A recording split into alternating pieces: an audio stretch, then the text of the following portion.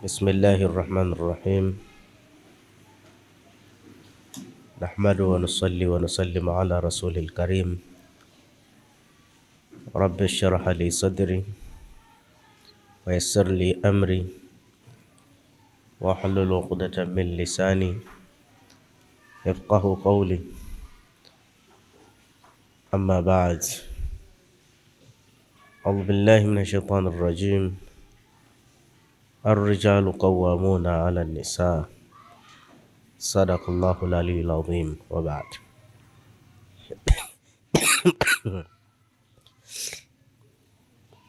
Islam,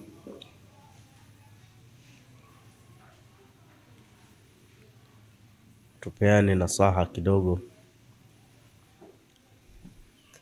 juu ya nafasi ya mwanaume katika jamii.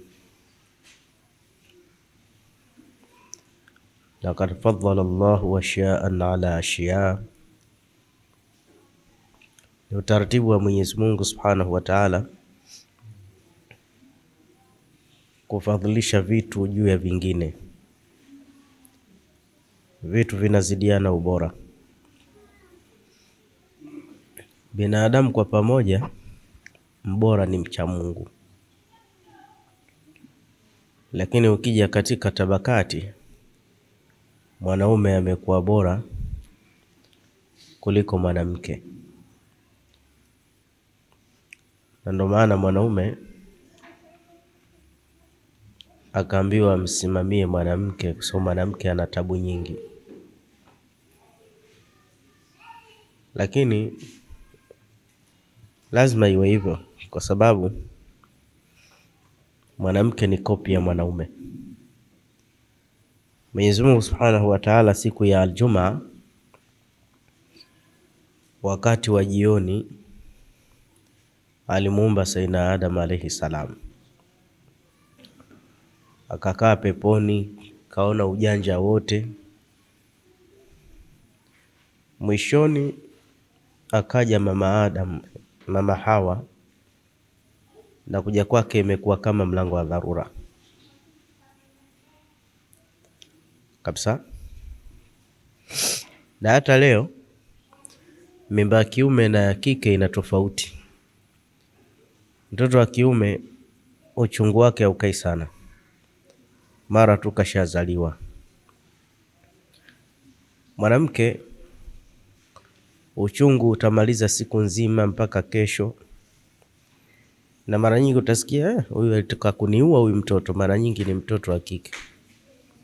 Japo anajiliwaza kwamba ni kawaida mwanamke lazima apake wanja kwanza, ajiandae. Hata safari ya kawaida ukitaka kumchukua, muandae masaa mawili kabla kama una haraka. Lakini muda ule ule kwambia twende, atakuudhi. Ni maumbile yao mpaka kuzaliwa. Hata kuumbwa walichelewa kuja, kwa hiyo hawakuwepo. Kwa hiyo hata kuzaliwa kana kwamba hawataki kutoka. Hao ndo wanawake. Kwa hiyo aloumbwa ni mwanaume. Kwa hiyo hamna shida wala hamna upendeleo kwamba mwanaume sasa awe bosi wa mwanamke. Mwenyezi Mungu Subhanahu wa Ta'ala ni muadilifu mno, ni adilun. Hamkandamizi mtu kabisa, hamkandamizi mtu. Anafanya vitu kwa uadilifu na anaweka kila kitu sehemu yake kwa busara. Na miongoni mwa sehemu ya busara akajalia wanawake wote wasimamiwe na wanaume. Wasimamiwe na wanaume. Ndo akasema katika Suratul Nisa, Ar-rijalu qawwamuna 'ala an-nisa. Wanaume ni wasimamizi wa wanawake. Mwanamke kiprotoko, maana tujijue, akili yake ni kubwa kuliko ya mwanaume. ana IQ kubwa sana. Ile mashine, ile injini ya akili ya mwanamke ni kubwa sana kuliko mashine ya injini ya mwanaume. Na ndio maana mwanamke yeyote duniani ana uwezo wa kufanya vitu vinne kwa wakati mmoja, na wakati mwanaume mawili kwa wakati mmoja hawezi. Sasa tunasemaje kwamba wanawake akili ya mwanaume ni kubwa? Ni sehemu moja. Yaani baada ya kupewa wao akili kubwa, sasa akili, baadhi wanasema inakaa moyoni akili, na wengine wanasema akili ipo kichwani. Lakini ukweli wa mambo, akili ilipo anajua Allah.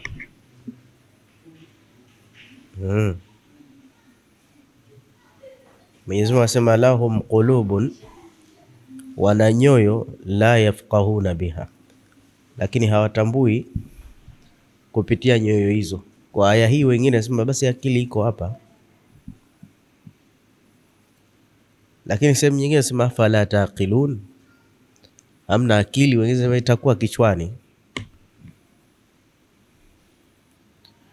lakini akili bwana anajua Allah. Kwa sababu saa nyingine mtu anafanyiwa operesheni ya moyo na anabadilishwa moyo, anawekwa moyo wa plastiki, akili zake haziruhusu.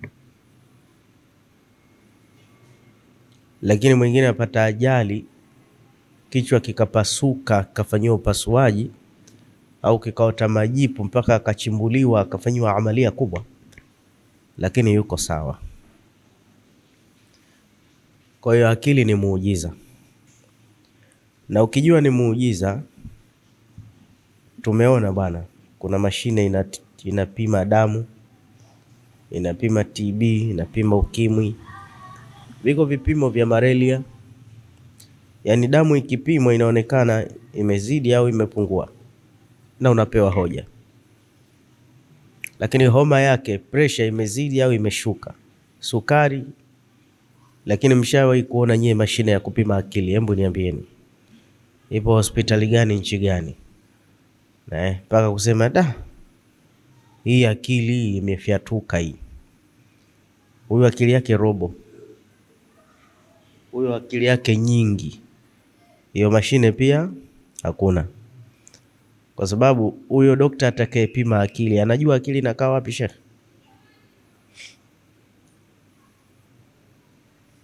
sema maneno yakisemwa yanazoeleka, kila mtu ambia Sheikh, akili iko wapi? Ambia kichwani.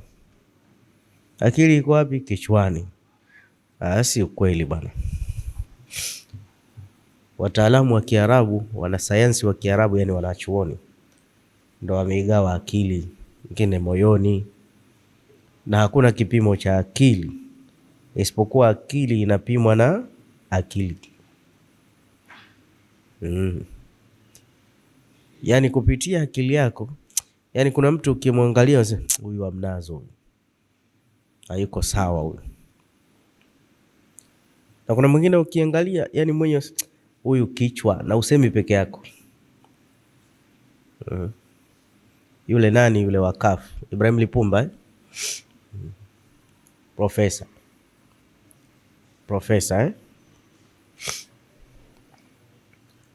na mtu hawi profesa kwamba kuna kozi maalumu basi mtu kasomea akawa profesa. Kwa matumizi ya akili, hata hapo ulipo na darasa la 7 unaweza ukawa profesa, kwa sababu iktishaf, ukigundua kitu ambazo akili za wengi hazijawahi kugundua, basi unakuwa profesa. Mfano, mtu mmoja aligundua kwamba maji ya moto ukiyachukua yale yaliyochemshwa, yani taghli maa bil qadr chemshe maji kwenye sufuria, alafu uyaweke kwenye thalaja, kwenye freezer. Alafu uchukue maji ya kawaida kama haya ambayo hayajachemshwa, uweke kwenye freezer. Huyu bwana akagundua maji yaliyochemshwa yanaganda haraka kuliko yale maji ambayo hayakuwahi kuchemshwa. Alipofanya ugunduzi wake huyu, akapata cheo, wewe ni profesa. Hakuna kozi maalum kwamba wewe profesa, hapana. Sasa Ibrahim Lipumba aliambia ana akili kubwa, kwa sababu watu walipofanya tafiti za uchumi, mataifa tele yalipokusanyika, tufanye nini ili uchumi uwe hivi, akagundua yeye njia, wakamuidhinisha profesa. Mpaka leo ukitaja Profesa Ibrahim Lipumba, kagundua ule mtizamo wa kawaida hamjagundua. Ndio maana matumizi ya akili, msishangae pia ndani ya nyumba, mke na mume haitakiwi mpatane sana kama mapacha. Wanasema mkipatana sana hata hamgombani, kuna elementi akili zenu haziko sawa. Rai yenu moja, mtizamo wenu mmoja, hapana, kuna akili imelala, inaburuzwa kupitiliza. Lakini akili zikiwa hai zinaleta upinzani, na ndio maana unakuta akili za wanaume zimeumbwa kiushindani au mpeleki. Hata useme jambo la maana hivi sasa, toka nje huko, lete bango, la mgambo mnaitwa sijui kuna nini, tangazeni lolote, bado akili ya mwanaume itatasarrafu, atadharau ule mwito, mnaitwa. Saa nyingine hata kupiga kura wengi wanaume hawaendi, mambo yao hayo bwana. Hii ni afya ya akili iliyotimia, inakuwa ina ubishi. Na ndio maana akili ya mwanamke ndio inamtongoza akili ya mwanaume inamtongoza mwanamke. Ingekuwa wanawake wanatutongoza sisi, ni ngumu kuingia kwa timing, kwa sababu kuna mambo mengi wanawake wapo chini yetu sana. So si ndo original. Sheikh, kubeba mimba miezi 9, hicho cha mtema kuni wanachokipitia katika kujifungua, ingekuwa wanaume wanabeba mimba, akizaa mara moja azai tena, mnasemaje? Wallahi uje msikitini hapa na kimimba hicho, afu kichanga, kila ukikaa unatema mate kama nyoka. Sheikh, pita usalishi, hali yangu mbaya, dada mmoja mshenzi kanipa mimba, kanitelekeza. Wewe acha tu Sheikh wangu. Mara mimba hiyo imekuamsha saa 9 za usiku. Oi, sijui nitakufa, niombeni Mungu. Alafu unaenda kuzaa, hayo maumivu yake acha. Lakini muda mchache washasahau, anabeba tena. Yaani anakuja mwenye akili zake, anampanga, mtoto mzuri wewe, na kuambia si utaka unchezee, nikuchezee wapi? Hivi mimba.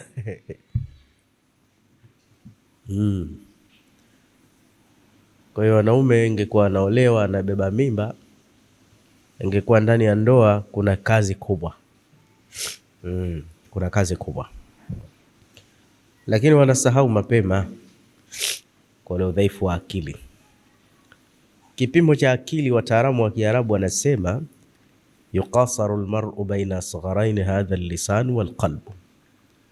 Mtu hupimwa kwa moyo wake maarifa na ulimi akiongea. Yani mimi nikizungumza hapa, akili zenu zitapima. Huyu bwana anajua Kiingereza, huyu bwana anajua Kiarabu, huyu bwana hajui chochote, huyu bwana anawezaje kusema maneno kama haya, mbona hata na mimi sio. Basi baadaye unajikuja, ai bwana yule kichwa bwana. Sio kwamba mimi kichwa, mimi mtu.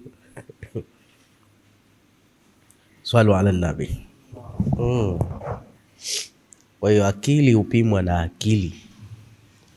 Na profesa ni matumizi sahihi ya akili. Na sisi Watanzania tusikubali mambo mengi kila uchao wanagundua wazungu. Kwa nini? Sijui kavumbua, sijui Vasco da Gama, sijui ameenda sijui Dodoma amegundua jiwe gani. Kwa nini sisi wenyewe hatugundui? Ndio Marekani mmoja anasema ukienda makaburini ukaenda kufukua fuvu la Muhindi na Mzungu na Mswahili, utakuta fuvu la Mzungu limechakaa zamani, la Muhindi limekufa zamani, lakini ukiona fuvu la Mswahili zima linadunda ardhini. Kwa nini linadunda? Si kwamba ni watu imara, wanasema hawajaitumia akili yao kufanya research, kuhangaika, hawasomi. Kama umeweza kusafiri kwa ndege au kwa meli, umefika sehemu kama airport au ndani ya basi stendi, kutana na wenzetu wa nje. Yani unakuta mtu yuko bize ndani ya ndege, amefungua kitabu anasoma. Si wavivu kusoma, na mabegi yao wanasoma, wanafanya tafiti, wanasoma historia fulani. Mpaka leo sijui nani kagundua dizeli, unakuta ni Mzungu. Wa mwanzo kugundua mafuta ya petroli ni Mzungu. Wa mwanzo wa kugundua sijui nishati ya umeme ni Mzungu. Wao ukisikia nuclear, wao ufikiri nuclear mbomu tu. Kuna umeme wa nuclear, kuna taa za nuclear, maendeleo makubwa. Hata kule Irani kukipingwa sana zile nuclear, ni kuzinduka kiakili. Si kwamba wasimiliki mabomu ya nuclear, teknolojia ili wasomi waitumie peke yao. Unajua, kwa kadri ya teknolojia inavyozidi kwa kubwa, inaleta tasahilu la aish, maisha ya kuwa simple. Mimi leo nimekuja na kohoa kweli, lakini mmeiona hiyo microphone naongelea nayo, naongea kidogo tu, imerahisisha. Hii teknolojia.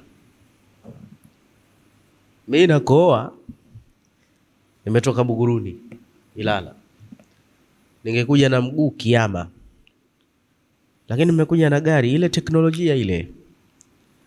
Mmekaa hapa msikitini, chombo kinanirekodi, taa zinawaka, mpaka hii inawaka. Hiyo teknolojia. Kwani hii taa katengeneza Mungu, si mtu tu. Hizi simu zina muujiza mkubwa. Mawimbi ya sauti zinachukuaje hizi? Teknolojia. Haya yote matumizi ya akili. We akili yako umefanyia nini? Dini yenyewe hata kwa akili yako hujaisomesha. Na tena nikikwambieni, wallahi mtashangaa.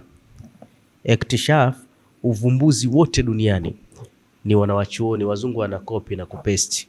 Ndio maana uzushi, Dhulqarnain kwa sababu ni mfalme namba 1 duniani. Kuna mwingine anajiita Alex Skandari, akajiita yeye ndo Dhulqarnain. Kila sehemu wanatukopi.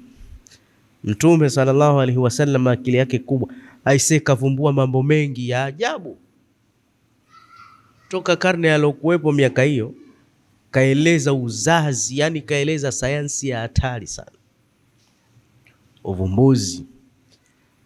Hiyo Qur'ani yenyewe kitabu kisichopitwa na zama, yani ni kitabu cha sayansi na teknolojia yalotajwa leo katika ulimwengu yote yamo ndani ya Qur'ani. Ndio maana Mwenyezi Mungu kila akizungumza sehemu huzungumza matumizi ya akili. Afala taqilun, afala tatadabbaru. Hata ukisikia mwana wa chuoni anatoa fatwa, wafikiri fatwa nini Sheikh?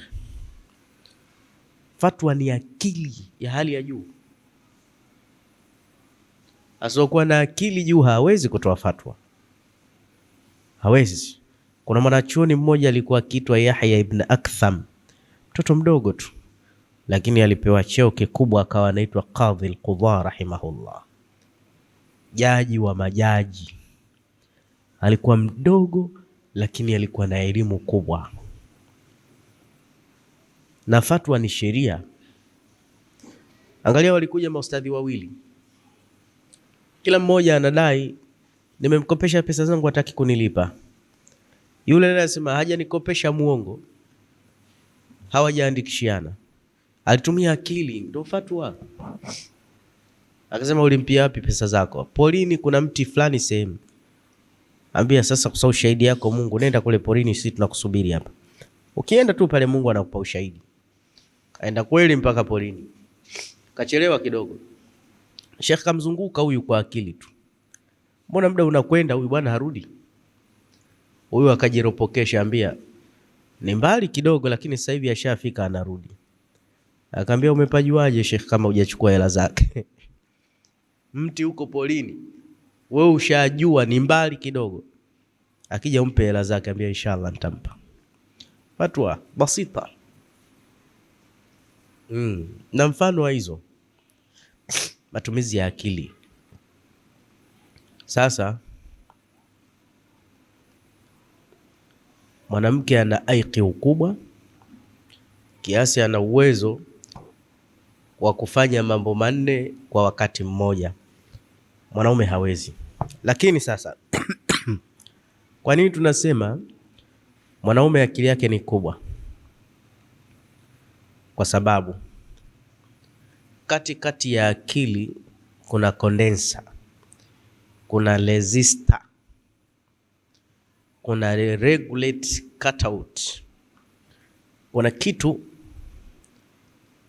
kina digest, kina meng'enya, kuna chujio linachuja kilichowazwa na akili.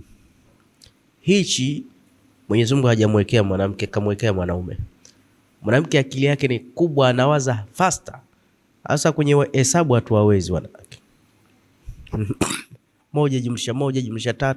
Muulize mkeo 13. 13. 2 wewe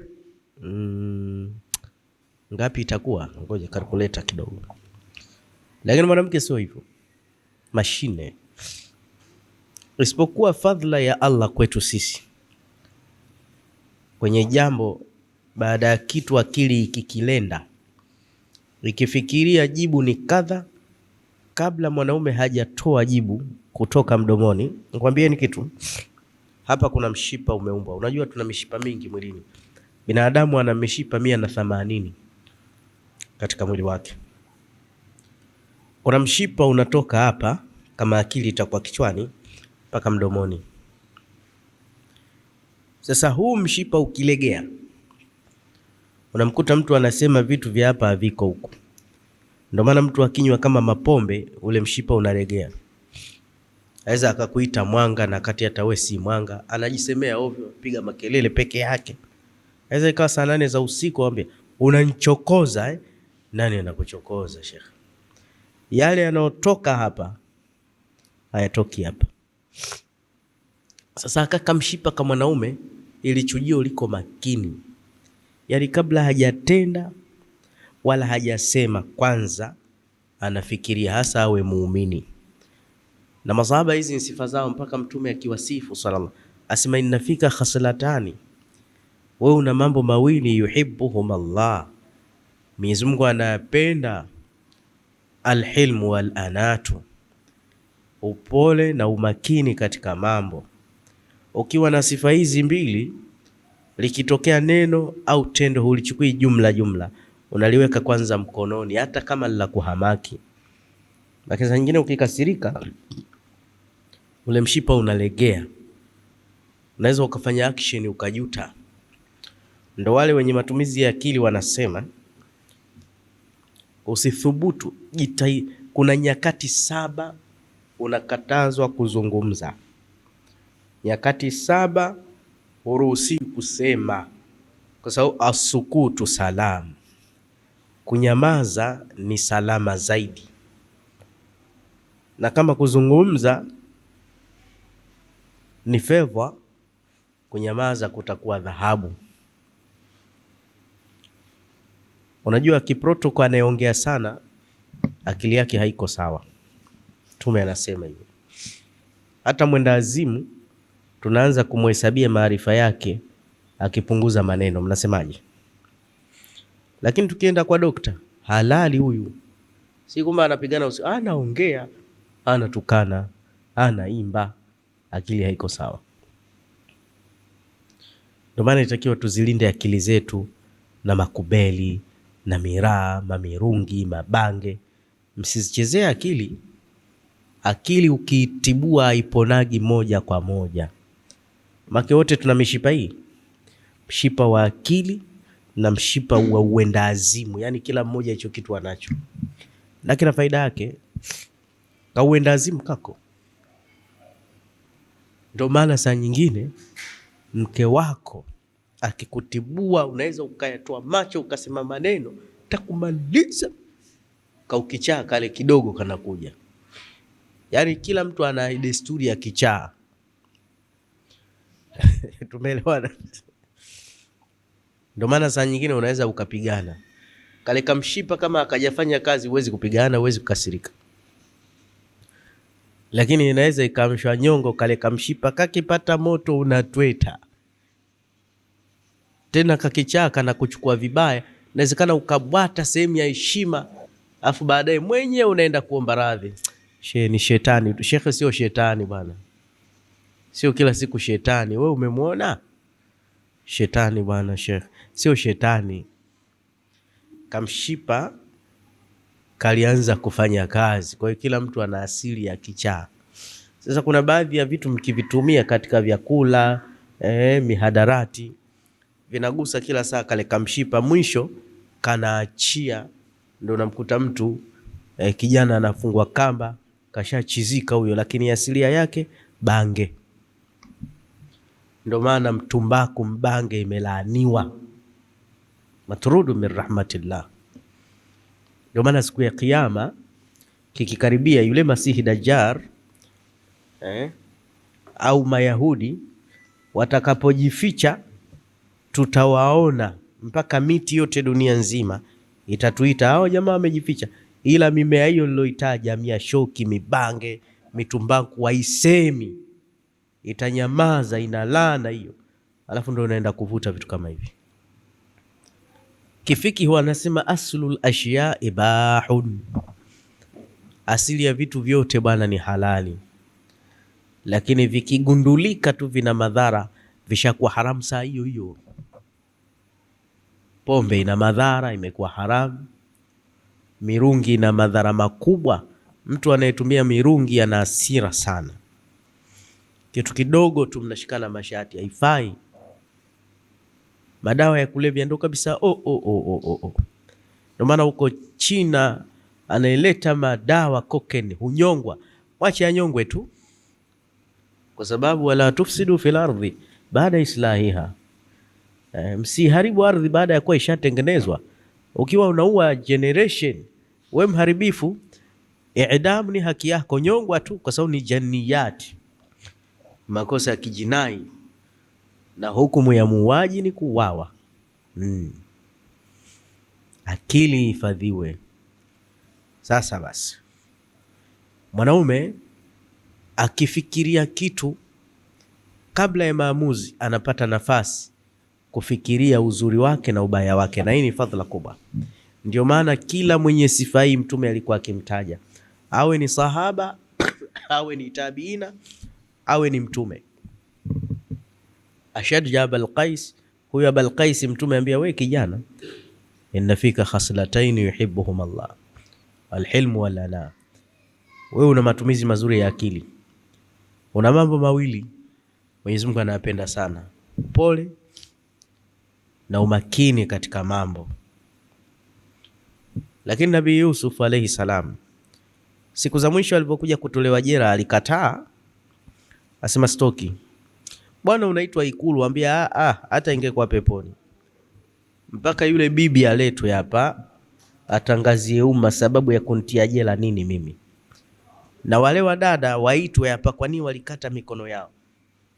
Yani Mtume sallallahu alaihi wasallam akamsifu Nabii Yusuf, akasema rahimallahu Yusuf, Mungu amrehemu kakaangu, ndugu yangu Yusuf.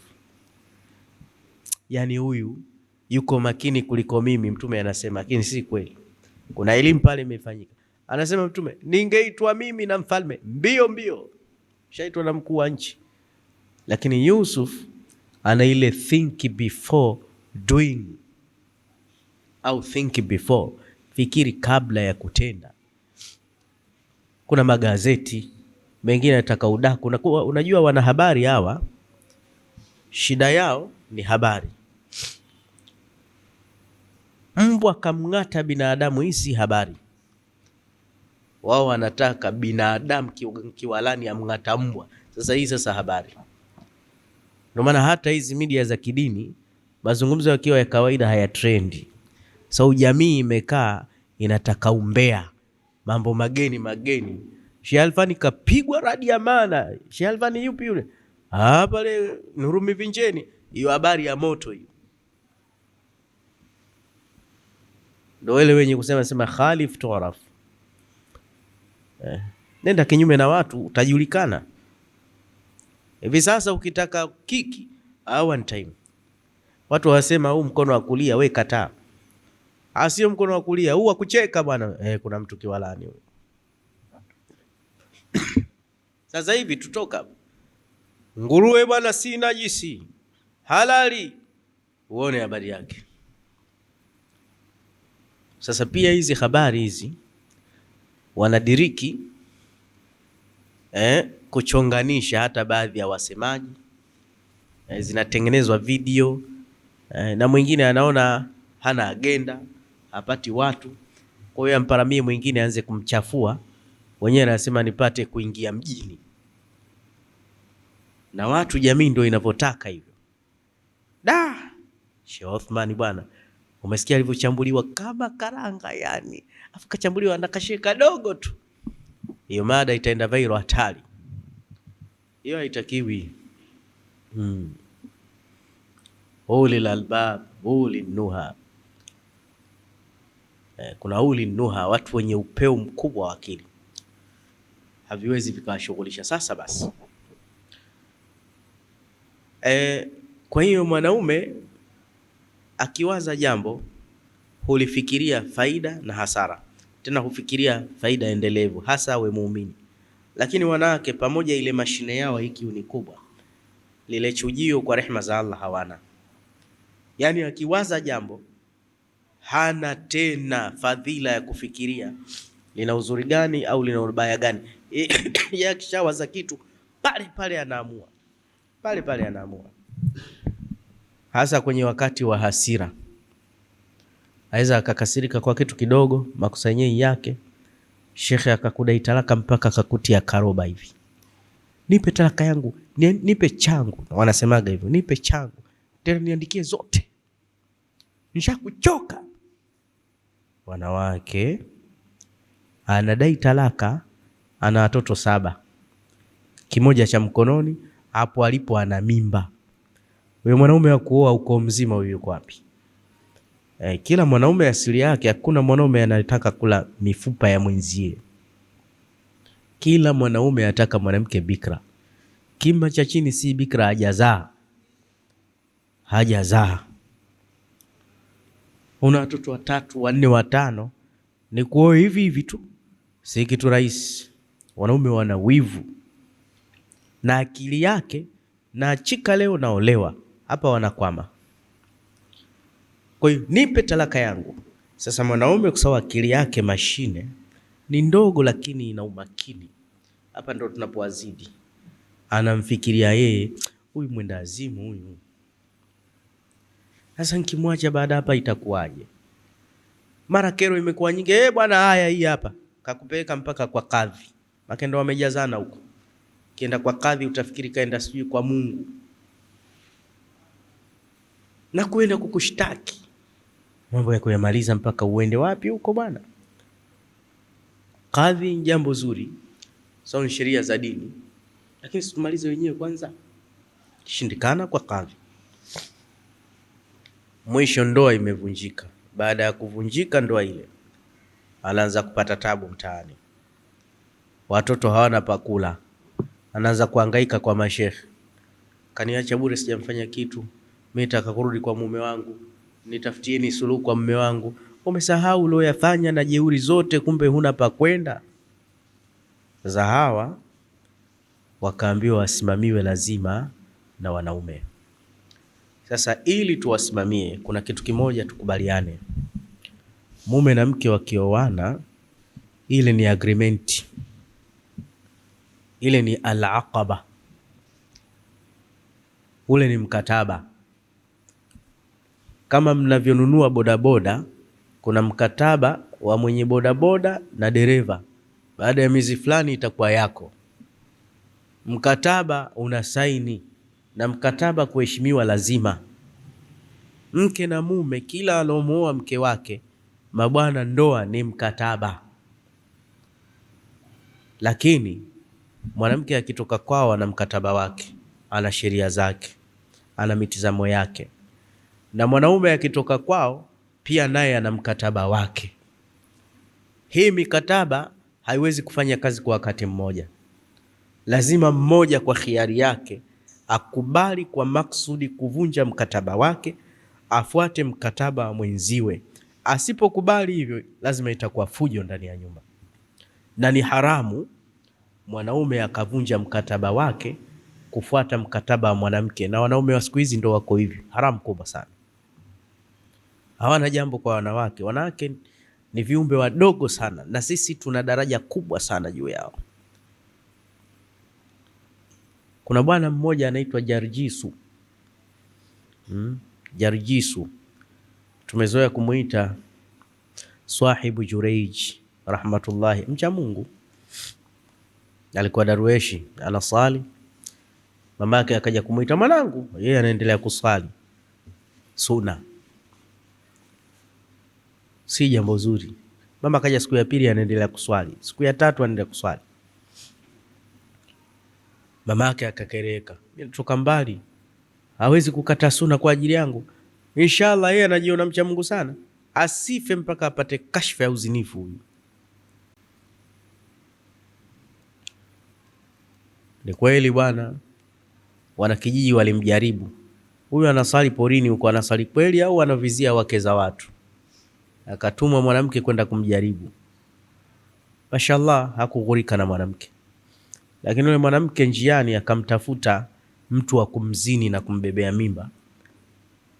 Baadaye akaja kusema mimba ya Jureij baada ya kuzaliwa. Alipigwa bakora Jureij, alikamatwa, huna maana, akafedheheshwa mji mzima. Unaona, umezalisha mtoto wa zinaa. Kwa sababu ni mcha Mungu, alisali, akampiga yule mtoto tumboni akiwa na miezi 7. Sema kweli wewe mwanangu. Yule mtoto akasema sio. Ndio ile watakallama fil mahdi 4 wa hum sighar. Uchangani wamezungumza watoto 4 wakiwa bado wadogo, miongoni mwao huyu Swahibu Jureij, ndio kisa chake. Sasa nataka kuleta pointi kwamba kumbe ukisali sunna ile daraja ya mama, unaruhusiwa akikuita ukavunja swala ile ukamuitikia kwamba ni daraja kubwa tayari Lakini maajabu makubwa sasa, ikiwa mama kwenye mwito wa Allah, unajua kuna vitu Allah kaviumbe mwenyewe ni vidogo, lakini kavisharifisha. Mwenyezi Mungu anaweza akaapa hata kwa mbu, utasema mbu nayo inaapiwa. Mnaweza kuiumba mbu? Daraba Allahu mathalan lilladhina amanu imra'at, asema vipi? Ba'udhatan fama fawqaha. Aya imeanza mbali.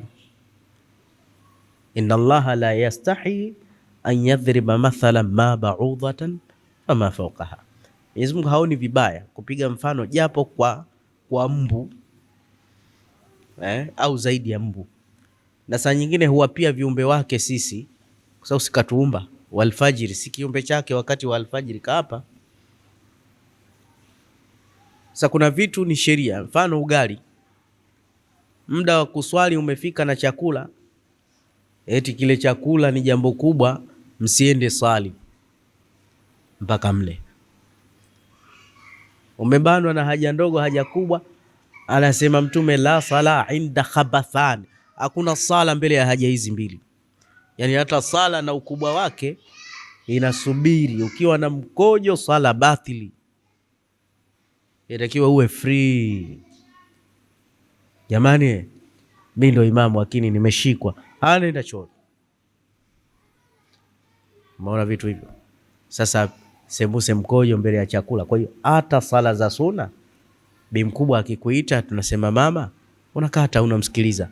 Hili ni jambo kubwa sana. Mwenyezi Mungu anasubiri juu ya amri yake, lakini sala ni kwa ajili yake.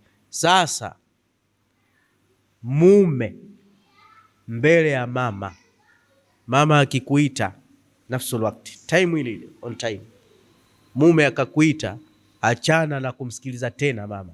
Huyo mama ambaye ameambiwa aljannatu tahta aqdamil ummahati, pepo yenyewe sio juu ya miguu ya chini. Lakini huyu mama, mume akikuita, mke wangu njoo, na mama yako akikuita, mwanangu njoo, mama nimeitwa na mume. Umeona fadhila ya mwanaume hii? Si mama na baba. Na nitakupa kisa, na kabla ya kisa nitakupa hadithi. Lau kuntu amiran li ahadan, ningekuwa naweza kutoa amri hata kwa mtu mmoja, an yasjuda li ahadin, amsujudie mtu mwingine, basi ningetoa amri wanawake wote wakisha sali sala 5 wasali 5 zingine kwa ajili ya mume. Hapo hamjaona tu? Angalia vijana wawili wameoana Madina, kijana mpya, mkewe mpya, akaenda kwenye kufanya biashara. Anasema rihla tashitai wa saif. Tashitai kaskas kwa Maka na kuskusi ni Saba ya Yemeni na Syria Sham. Yani Maka ndo walikuwa wanapenda kufanya biashara nchi mbili hizo. Kwa hiyo kaenda Syria, wenyewe wanaita Suria, Sham. Akamwambia mke wake, mimi natoka, mimi ndo nimekuoa, hichi kitengo cha mlango usivuke hata aje babangu, hapana kutoka, kumetokea dharura fulani atanipigia simu. Kijana kaondoka. Wallahi amekata sijui wiki tu, baba mkwe kaugua. Akaja shemeji, kaka, sister vipi? Safi. Mzee yupo? Shemeji yako kasafiri wiki ya pili tena hii.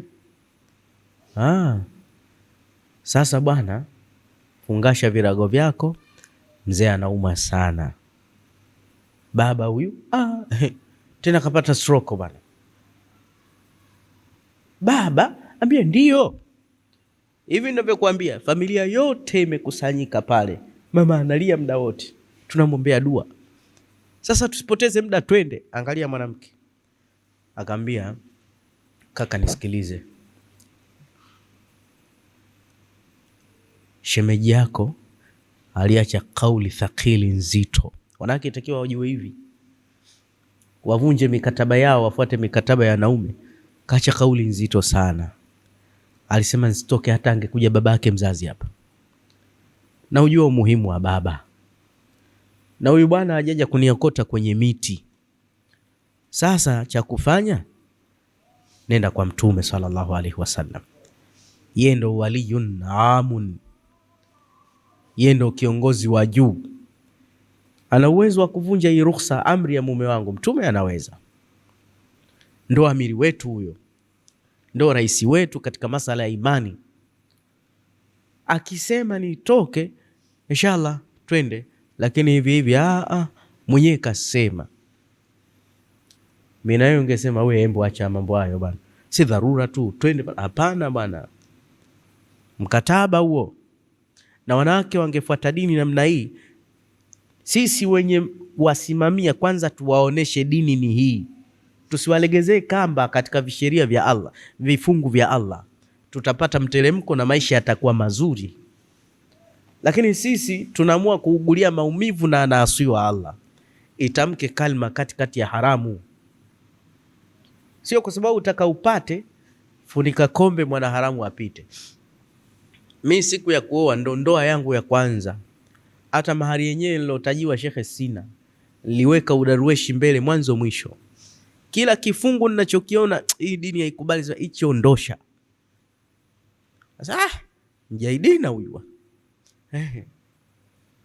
kwa sababu nilikuwa na imani na yakini. Ukweli unaokoa, na ukweli ni dini. Anzimil haq, kuwa mkweli. alhaqu ya'lu wala yula alayhi. Shekhe, nikikwambieni mtacheka, tasema kweli ni hivi.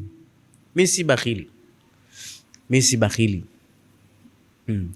Na karibia kabila zote nimeoa, karibia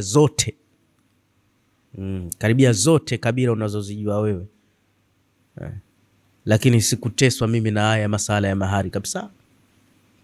Sikuteswa na haya masala ya mahari, za usizilegezi. Niko hivi, la dini tutapatana, ambalo halina dini tutakinzana. Nitakwambia ondosha hiyo takataka. Shekhe, tutaharibu? Ngambia hakuna kuharibu. Alhaqu yalu wala yula alayhi. Leo tumepoteza msimamo na tumekatazwa tusiwe kama bendera. Muislamu kuyumba ni haramu. Mtu mmoja akuja kwa Mtume asema, kulli fil islam qawlan, hebu nipe neno nyeti katika Uislamu. Lan asala ahadan ghayraka, sitoenda kumuuliza mtu mwingine. Mtume wewe qul, sema hivi, amantu billah, nimemwamini Mwenyezi Mungu, thumma istaqim, kisha uwe na istiqama, uwe na msimamo. Allah sema, innal ladhina qalu rabbuna Allah thumma istaqamu, wale waliosema Mola wetu ni Allah kisha wakawa na msimamo, sio sukuma twende, asubuhi kafiri mchana muumini hivi. Hata siku ya kufa kuna kheri ndani yake. Waislamu wawe watu wa msimamo. Basi kijana akaenda kwa Mtume sallallahu alaihi wasallama, akaeleza ile hali. Mtume ana msimamo. Mtume mwoneni hivi japo ana macho mawili. Mtume ana macho haya, jicho lake moja lilikuwa likiangalia dunia na hali zake, jicho lake la pili lilikuwa likitizama kwa rehema. Kwa rehema, anahurumia. Mwanamke mmoja akaja na mimba ya uzinifu, apigwe mawe, apigwe huyo. Mtume ambia, mbona kwanza kale mimba, anamwonea huruma. Lakini ana msimamo, si maskhara. Kaja kijana kashaiba vya watu, itakiwa akapigwe mkono, akakatwe mkono. Mmoja akasema, Mtume, hii familia ina heshima hapa kiwalani bwana, alwata ni mzee fulani mtoto wake, sasa akatwe mikono itakuwa aibu. Mazwahaba wanasema yule alopeleka habari asema, nilijuta kuzaliwa. Alibadilika rangi, akatoa kiapo kizito, asema, lau kanat Fatimat binti Rasulillah la saraqat la qata'at yadaha, hata angekuwa Fatima binti yangu angeiba, ningekata mkono wake mara moja. Istiqama. Sasa kijana alipokuja, mzee anaumwa, huyu akamtembelee baba. Mtume akamwambia, we ta'ati li zawjiha khairun min i'adati abiha. Mimi mwenyewe Mtume siwezi kutengua mkataba wa ndoa ya mtu, nasema toa ya mume ni bora kuliko kwenda kumkagua babake. Kauguzeni wenyewe. Ambia ndio, na babake binti ni sahaba wa Mtume. Kijana akamwambia dada yake, Mtume asema, msubiri mumeo. Siku 2-3 mzee kafa. Kijana anakuja analia, baba kafa. Wakaanza kulizana wote, jamani, sijamuona. Sasa twende ukawai mazishi. Ambia mambo ni yale yale, hajarudi mzee, hajarudi. Kwa leo si tusokuwa na misimamo, ukaleta kitu kama hiki hicho kivumbi. Asema, lakini kwa hili la msiba, hebu kamwambieni Mtume wa Mwenyezi Mungu.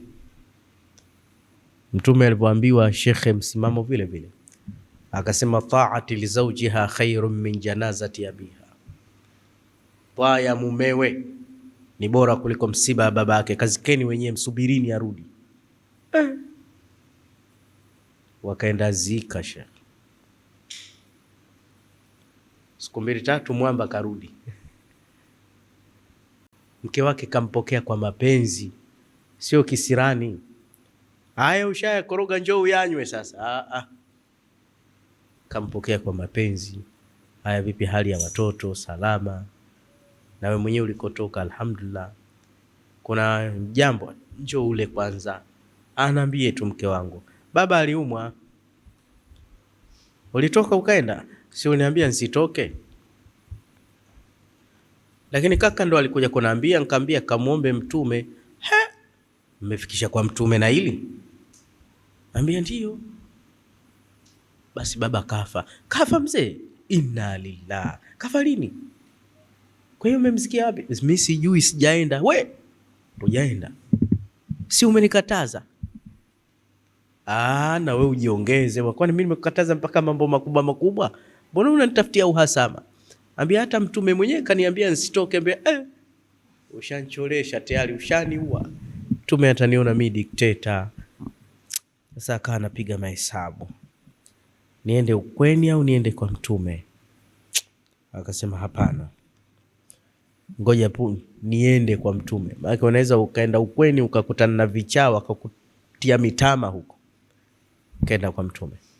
Sasa uso una haya haya, lakini kashangaa yule kijana. Mtume kamuitikia kwa furaha, ambia hani allaka, kongere zako bwana, kijana hodari.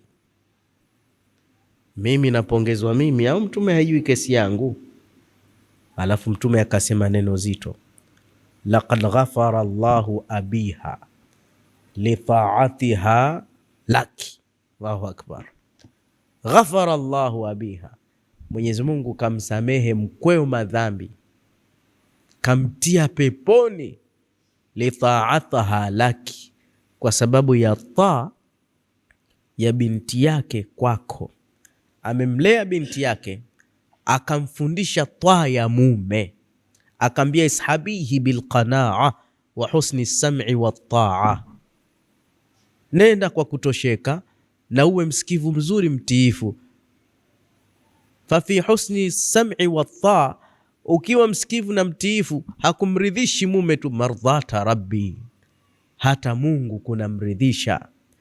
Kwa hiyo amemfundisha binti yake wema huu, na wema wa mwanamke ndio huo, na wema wa binti yake unamfaa kaburini. Haya madogo haya sisi hatuyatizami haya. Nasema kwa mdomo mpana, hakuna wema wa mwanamke unaotambulika na sheria zaidi ya taa kwa mumewe, na hili ndo muhali.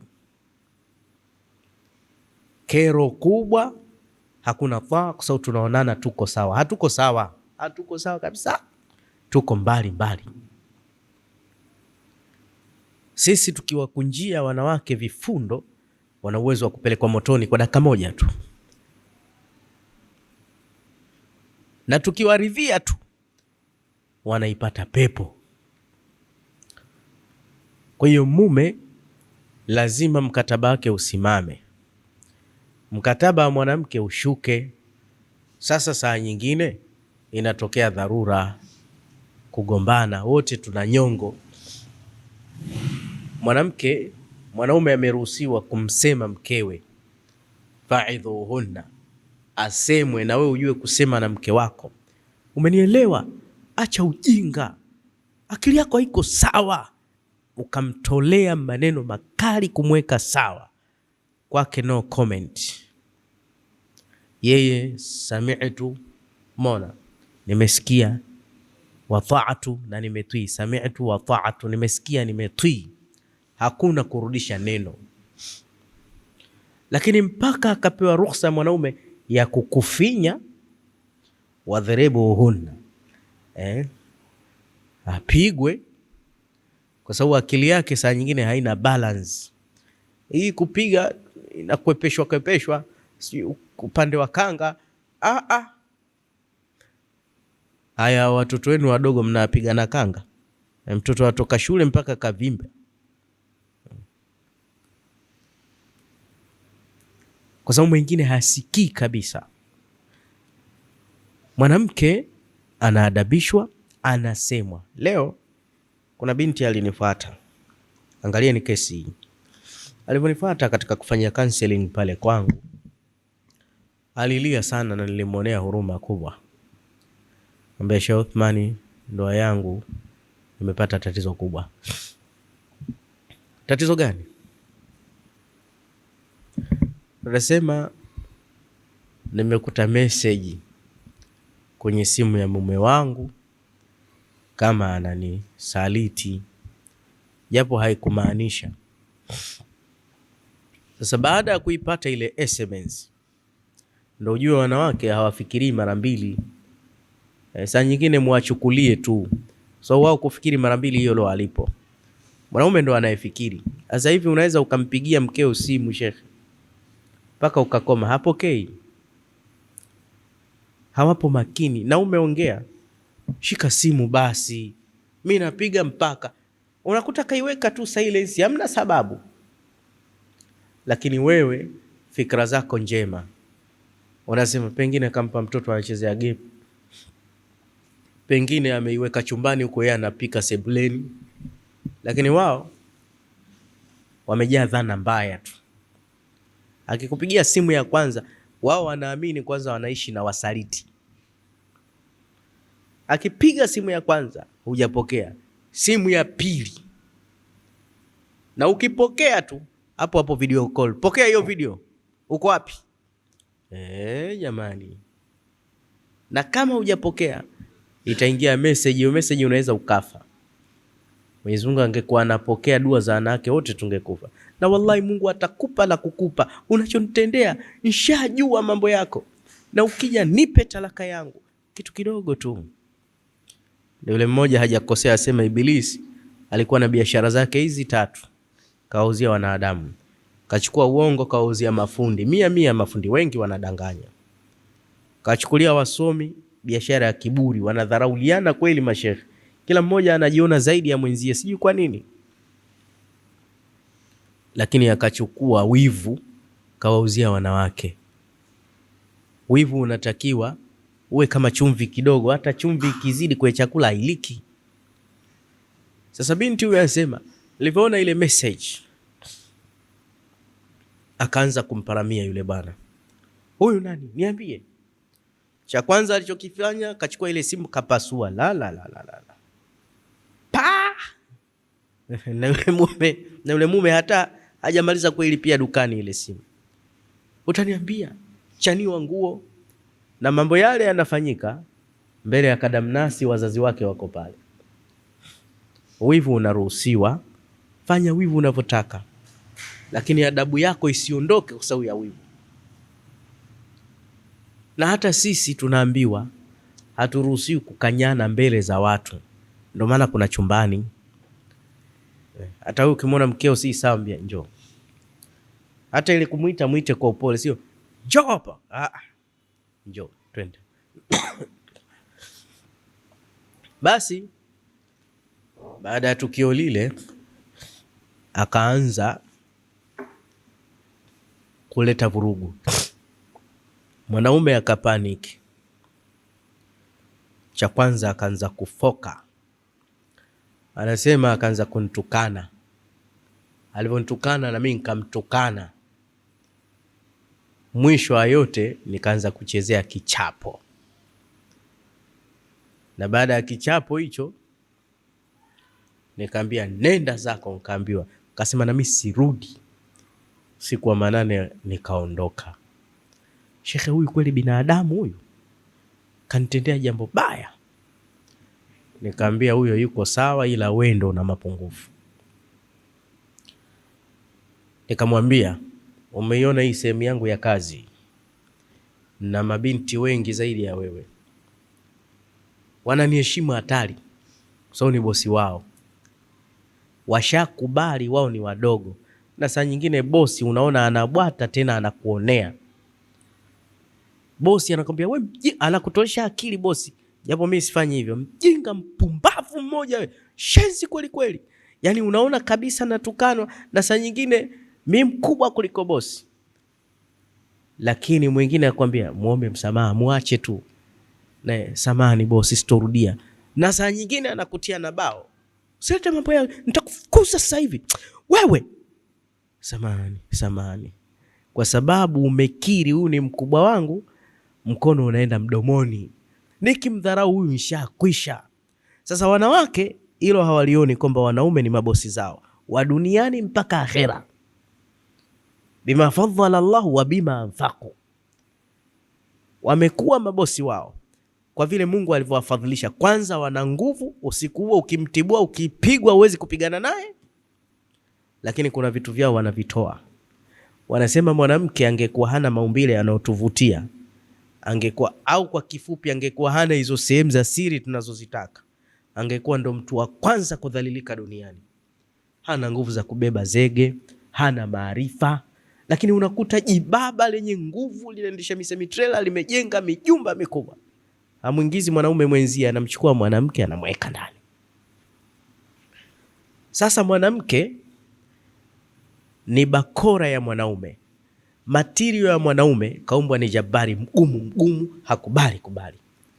Lakini mwanamke yeye alivyoumbwa mlaini, raqiqa, mteke. Sasa mwanamke yoyote akijiweka kijinajike, ndo huyu mwanaume lazima aburuzike. Ndo maana wenyewe wanasema hakuna mwanaume mgumu wala msaliti wala bakhili mbele ya mwanamke aliojiweka kike. Lakini wao wanataka kuchukua maumbile yetu, naye ataka kujifanya jike dume. Hata zile lugha za mwanaume anaongea naye, usinzingue, usingie kwa 18 zangu. Yani anaongea maneno ya kihuni mwanamke. Saa nyingine anavaa mpaka masuruali ya kiume. Ndio maana unamkuta mwanaume wallahi ana mkewe wamepanga bondeni huko, lakini ana mwanamke hawara kamjengea. Unamkuta mwanaume na watoto wake na mkewe wanapanda daladala kugombania, lakini ana hawara kamnunulia usafiri. So istiqbal, wanasema wateja wengi wa makahaba ni waume za watu, kwa sababu ndani ya majumba, wanasema research iliyofanyika, wanaume wengi hawafukuzi wanawake ndani, ila wanaume wengi hukimbia majumba kuacha wanawake. Huyo kaondoka. Kwa sababu katika mioyo ya wanawake kuna kiti chetu kama hiki, itakiwa tuachie tukae, tu relax. Wanakingangania kile kiti, wanakalia wao. Ina maana mwanamke mahma kana, hutakiwi wewe kujifanya wewe ni kichwa cha nyumba, haramu. Mwache baba ndo awe kichwa cha nyumba, mwache mzee amue. Huu dhaifu. Sasa yule bibi akasema, baada ya pale nikapigwa, nikatimuliwa, nikaambia una makosa makubwa. Sisi tunasemaga wazazi hawakosi, na wewe ungesema mume hakosi. Lile kosa alolifanya ungemuendea kwa unyonge wako, sio eti unafanya kuniambia na hasira niliamua kumtukana. Nikamwambia huna heshima. Angalia umekosa haki yako ya msingi. Ulivomtukana amekupiga, amekutimua. Wewe unamtukana na hujui kupigana naye. Nikamwambia yanapokuja madhara mawili, ikhtara isaruhuma. Yakija madhara mawili kwa wakati mmoja, fanya yale madhara mepesi, yale magumu yaache. Hivi sasa unaendesha gari,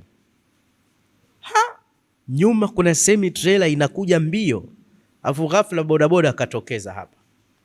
Ukifunga breki wewe ili bodaboda usimgonge, wewe unamalizwa, unakufa. Madhara hayo. Na ukisema ukembie semi trailer lazima utaua. Kwa hiyo kivyo vyote lazima uingie kwenye madhara. Sasa pale kinachotakiwa unaingia madhara mepesi, unamfumua sawa sawa yule bodaboda. Afe mimi ni baki na familia yangu. Ni sawa. So no way out. Hata mambo ya dini inatokea saa nyingine kuna madhara mawili. Ya Arabi, kaja Mwarabu mmoja, fabala fi taifatil masjid, anauzunguka msikiti wa Madina anakojoa. Fazajarahu nas, watu wakaanza kumkemea, wewe acha ushamba huo. Fanahahum Rasulullah, mtume akamwambia mwacheni bwana mkubwa akojoe. Tena wao msikiti ulikuwa msikiti wa Madina, aje akojoe hapa Nuru Mivinjeni uone hizo bakora zake. Msikiti wa Madina anaswalisha mtume. Watu wafiki wanasema mtume aliangalia madhara madogo yako wapi. Kwa sababu mkimwambia we acha kukojoa, yule binadamu akifunga break aweza akachunika akapata madhara makubwa. Lakini ukimwambia acha kukojoa, anaweza akashtuka, kama alikuwa anakojoa sehemu moja akazidi kueneza. Lakini we acha kukojoa, anaweza akageuka watu wakamuona uchi wake. Madhara mangapi? Mengi. Sasa Mtume akasema mwacheni akojoe pale pale amalize, alafu tumwagie maji. Angalia, katizama madhara madogo. Sio Biblia nikamwambia kuona SMS kama hizo ni maumivu, hayo ni madhara. Lakini pia kumtukana huyu bwana mkubwa na kuanza kukungutwa wewe na kutimuliwa ni madhara makubwa. Kwa hiyo wewe hukuwa na sababu ya kuingia madhara makubwa. Ingekuwa ungetafuta njia, hata mimi ungenipigia simu nikakushauri. Wewe unapayuka tu, unaona una haki, umeona umeharibu. Na hivi sasa takarudi kwa watoto wake, yule bwana usikanyage hapa na nitakupa talaka sasa hivi. Ina maana ndani ya majumba wanawake wakiwaona wanaume hawako sawa, kwanza washuke chini wa relax. Wa relax. Wakiwa chini yetu, mwanaume ana uweledi, atakupetipeti, atakuweka sawa. Kwa hiyo udhaifu wa wanawake, hawataki kusimama nafasi yao. Na adui wa mwanamke ni mwanamke mwenziwe. Mwanamke mwenziwe akikuona huna heshima kwa mumeo, wanasema mume ni mbaya ukiwa naye. Na nitakwambieni jambo linahuzunisha. Research iliyofanyika duniani, sio ya Waislamu, wanasema population ya wanawake imekuwa nyingi kuliko wanaume. Na wakasema katika sensa zao, si Waislamu hao, lakini wamepiga hesabu za Kiislamu, wasema ili kila mwanamke apate bahati ya kuolewa, sharti kila mwanaume aoe wake wanne. Na jambo hili muhali. Mimi hapa bado sina wake wanne. Na wanaume wasipofanya hivyo, kwa hiyo kuna baadhi ya wanawake mpaka watakufa watopata bahati ya kuolewa, na ni wengi. Hivi ninavyosema, kuna mwanamke ametoka hapo anaenda Bagamoyo, anamwendea mumeo akuachi aingie. Na kuna baadhi ya wanawake wengine wameshakubali wao si watu wa kuolewa. Kwa hiyo anatafuta dume la mbegu, tafuta mwanaume ya kuzaa naye, tena akwambia mimi nitaka mbegu tu, sihitaji matunzo wala hudumie. Na mwanaume anapenda hicho kitonga. Kwa hiyo mambo ya kusomesha hakuna. Tumeelewana vizuri. Islam, tunapozungumza hivi hatuwapanii wanawake, ila ni kuwapenda. Wanasema ukimpata mtu anakuambia ukweli, mpende na wala usimchukie kwa sababu amekusaidia. Lakini ukimwona mtu hataki kuambia ukweli, haja kupenda. Lakini wallahi kama mwanamke atatoa masikio kusikiliza nasaha kama hizi, ndoa yake haitoyumba, hatopata matatizo. Lazima wanawake washuke chini ya waume zao, ni kheri kwao kwa dunia yao na akhera. Wanawake wasipige kelele kwa wanaume. Wanasema mwanamke anayepiga kelele kwa mumewe ni sawa na nyuki. Yule nyuki akaja sikioni kwako afu akawa analia zzz, shekhe uweze kutulia. Disturbance mara kaja huku zzz, lazima utakuwa muda wote namna kama hii. Sasa mwanamke ukirudi tu mazogo au chongua mdomo, ili ni tatizo kubwa. Wanasema ukiwa una maneno mengi na makali kwa mumeo, atanyamaza kimya, hawezi kuzungumza, lakini atakujibu. Ila jibu lao wanaume linaumiza. Kujibu kwao ni kwa matendo. Kwa matendo. Unakuta ashamaliza kwenda kazini, ashamaliza kazi, atafuta mlango mwingine. Yule mwanamke sijeuri bwana, tia kahawa, sirudi nyumbani saa hizi, kero tu huko. Na mwingine ndo anafungua mlango mpya wa uzinifu. Pressure tu yule mwanamke, takuja nimaliza bwana. Unakuta wanaume wengi wallahi, ukifanya asilimia kubwa Ukifanya research ya asilimia kubwa, wanaume wengi hawapendi kukaa majumbani. Kipindi cha uchaguzi walijuta wengi, ile lockdown. Yani mtu anakuambia mimi siwezi kukaa na waifu, dakika 2 lazima ziwake. Mnagombania nini? Hana heshima, hataki kushuka chini yako. Lazima mwanamke awe atakavyokuwa, afuate mkataba wa mwanaume. Angalia, kuna binti aliachwa siku ya kwanza ya ndoa, siku ya kwanza, yani kaolewa, tena ndoa ya fahari na gharama kubwa. Wamekwenda hotelini, jambo dogo tu, wanataka kulala. Mwanaume anamwambia mkewe, mke wangu lazima tulale. Mwanamke anamwambia mumewe, mimi sijazoea kulala na giza kama wachawi. Mwanaume anasema sawa, zima tu, si uko na mimi, naogopa, si uko na mimi mwenzio sipati usingizi, taa zikiwa zinawaka. Hapo ilikuwa shughuli. Bwana mimi siwezi bwana. Kavipi basi, ongeza chumba cha pili, wewe uniache chumba changu na si ndio nimekuwa leo tuko hotelini. Bwana kazime taa. Ambia usizime, mimi siwezi kulala na giza. Yule bwana akaona mapema, nimeoa leo, hata yale makucha uyafichi. Akamwambia mimi si mumeo, najua, lakini mambo mengine uangalie. Ndio wanasemaga hivi, niambie lolote nitakutii, lakini kwa hili hata Mungu mwenyewe anaona. Ambia sasa sikiliza, nashukuru, kumbe wewe huna nidhamu njema, naenda kuzima mwenyewe. Akamwambia ukizima na washa. Ambia jaribu uone. Pale tayari furaha imeondoka, inasimama mikataba miwili kwa wakati mmoja. Yule bwana akaenda akazima taa, bibi akaamka akaenda kuwasha taa. Jamaa anasikitika, mbona unaniletea ibilisi wewe? Kaenda kazima tena taa, bibi kaenda tena kawasha taa. Ikabidi yule jamaa abakie pale pale kaeka mkono akiwasha taa, na mwanamke akabakia pale pale anazima, anawasha anazima. Yule bwana kaona ujinga, kaanza kumtandika yule mwanamke. Tandikwa bibi harusi siku ya kwanza, akapewa talaka 10 siku hiyo. Yambia shika talaka 10, shenzi we, 2 babu yako, mjomba na shangazi kampe talaka, kwenda kwenu. Kwani ungemsikiliza kuna nini? La ta'atul makhluqi fi ma'siyatil khaliqi. Usimtii mtu tu katika jambo linamwasi Mungu, lakini kama ni jambo la kawaida. Anasema Mtume sallallahu alaihi wasallam, mwanamke akiitwa na mumewe hasa kwa haja zake, hata kama yupo kwenye tanuru la moto, aende akaungue pale. Ina maana una uwezo wa kumwambia mkeo, nenda kakae juani pale ungue. Huyo mwanamke mwenyewe yuko wapi? Wanasema ukiamka saa 8 za usiku, ukimwambia mkeo, mke wangu amka unipikie ugali, kama ataamka, shekhe wewe una mke Nyonyezi, mnajua hiyo umesahau kuzima feni tu, zima feni.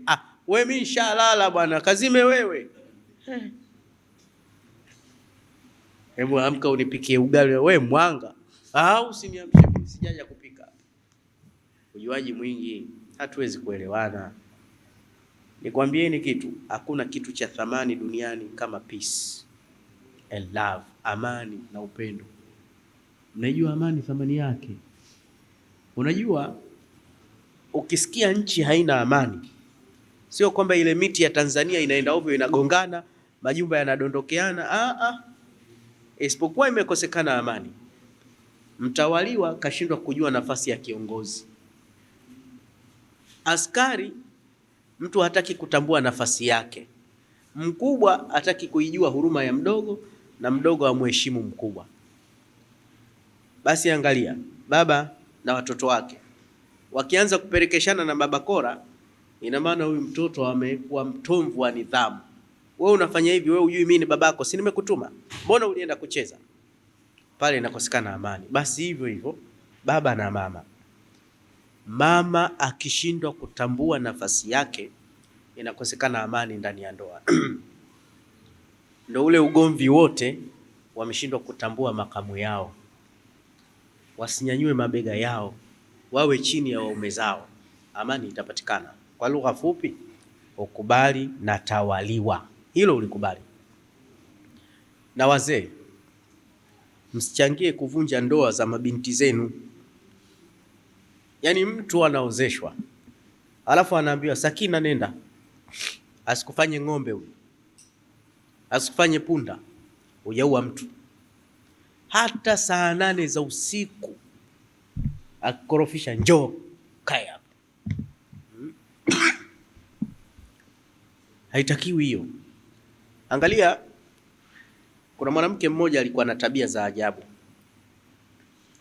Hamvalii mumewe nguo vizuri mpaka awe na safari harusini na nguo ananunua mume. Siku hiyo kamwaga mumewe, leo bwana kuna harusi. Wapi? Ambia sasa ukishavaa njoo uchukue ruhusa. Akaenda kujivalisha. Yule bwana akamwambia, "Ha, ndio umependeza hivi?" Ambia harusini. Akamwambia, "Bwana, leo harusi yako itakuwa humu ndani leo. Wewe kaa tu pale nikutizame, hivi ndio inavyotakiwa." Bwana, nachelewa. Ambia serious. Ukitaka uende, vaa ile miguu yako ya sufi uende unaokaa nayo hapa. Rudisha hizo nguo kabatini, vaa ile miguu ya deki, nenda. Bwana, usiniambie hivyo. Nitaondoka kwetu. Ambia na nusu, nenda. Akaondoka kwao. Alipoenda kwao, mama akamwambia, "Haifanye jeuri huyo. Kwani uliua mtu? Kaa hapa, chana naye na asilete miguu yake." Baba mwenye dini akarudi, anamkuta binti yake. Baada ya salamu tu, "Haya, mbona huyu yuko hapa saa hizi?" Wazee wanaojielewa. Mama akaanza, "Sikashatimuliwa na huyo mwendazimu." We, usimuite mkwe mwendazimu, huna heshima we. Sasa nauliza, kama katimuliwa, hajaona pa kukimbilia mpaka aje humu mwangu? Akaambia, "Asije humu aende wapi? Si mwao." Akaambia, "Sina taarifa ya mumewe." Mama, kama umeyakoroga kapigwe, nenda, toka kwangu. Mama kasimama kidete, hatoki. Anatoka, hatoki. Mzee akauliza, hatoki kwa sababu kaja kwao Ndio. Ambia, na wewe mama, si una kwenu? Sasa wewe nenda kwenu, afu yeye muache kwao. Mama kamgeukia binti, ambia, "Usiniharibie ndoa, nenda kwako na mimi nibaki kwangu." Istiqama. Kwa hiyo mkweli binti kafokewa, kasemwa. Usimplizi kwa ujinga. Mwambie katengeneze ndoa yako. Kamheshimu mume wako, kaombe radhi. Usimpe kiburi. Usimwambie dada yako, "Wewe sasa naye kazidi, achana naye. Alichokikupa kikubwa nini?" Lengo sio kupeana. Maisha ya ndoa ni lengo la Uislamu. Si lazima mtu awe amepewa kingi, apewe nini bwana. Sisi tunachotaka umwusie dada yako, mwambie, "Shemeji, kaa naye, huyo ni mke wako, kama utaka kula nyama kula, lakini tunachotaka ujitahidi asirudi kwetu. Si hatutaki arudi. Akirudi nyumbani pancha. Akirudi nyumbani anatutukanisha. Ngengenge, mimba hazina baba." Hii dharau kubwa hii.